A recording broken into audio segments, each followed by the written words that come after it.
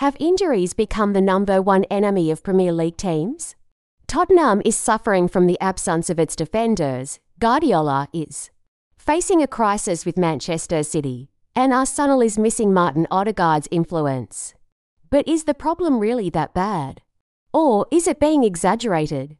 Today, we'll dive deep into this topic with controversial statistics that might completely change your perspective. Injuries have always been part of football, but the 2024 to 2025 season has seen an unusual focus on them. At the start of this season, there has been a notable increase in muscle injuries, especially hamstring injuries, which account for 20% of all injuries. However, surprisingly, the numbers show a 20% overall decrease in injuries compared to last season. Statistics indicate 53 hamstring injuries, 30 for ankle injuries, and 26 knee injuries.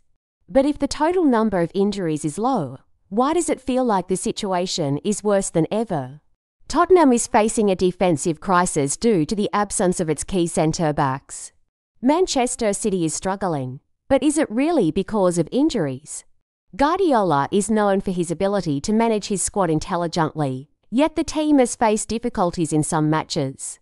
As for Arsenal, the absence of Odegaard seems to be a major crisis, but is the team truly dependent on one player?